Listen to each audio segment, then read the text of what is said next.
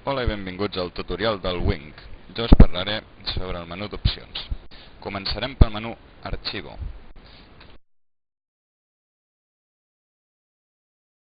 Dintre del menú Archivo trobem les opcions típiques de Nuevo, Abrir, Cerrar, Guardar, Guardar como, Guardar comprimido, exportar en diferents formats, escollir llenguatge.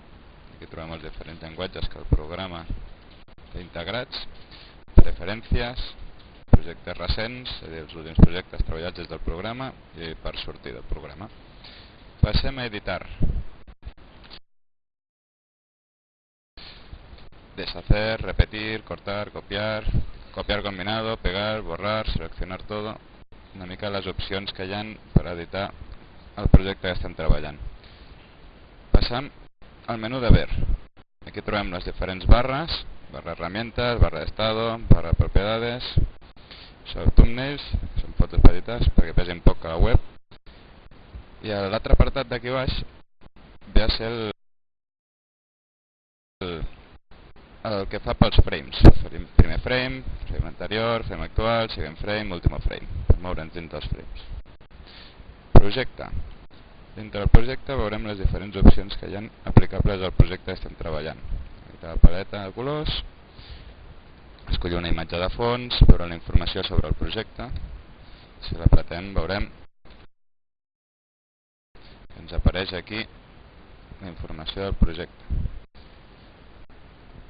Tornem un altre cop cap al menú de projecte, seguirem endavant, ajustes, a dintre d'ajustes. Trobem configuració del projecte per si volem canviar-li el format o si volem ficar-li un nom de sortida. Serveix també per exportar. Tornem al menú de projecte.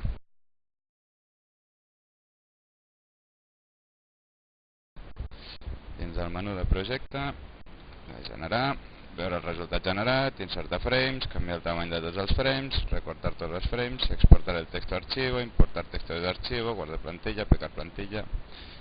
Passem a ventana. Aquí és on podrem canviar el que és la finestra del projecte que estem treballant. Ara, per exemple, tenim un mosaico vertical. Per fer la prova anirem a cascada i l'apretarem. Veieu, s'ha fet més petita la pantalla. Podem treballar d'una forma més reduïda.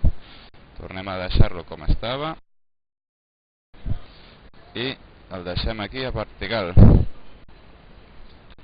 Ja està. Llavors seguim al menú de finestra, organitzar iconos, siguiente, anterior, etc. Passem ja últim al menú d'ajuda. Al menú d'ajuda podem trobar ajuda en els moments aquells que no trobem el que hem de fer. Sabem alguna de les opcions del programa.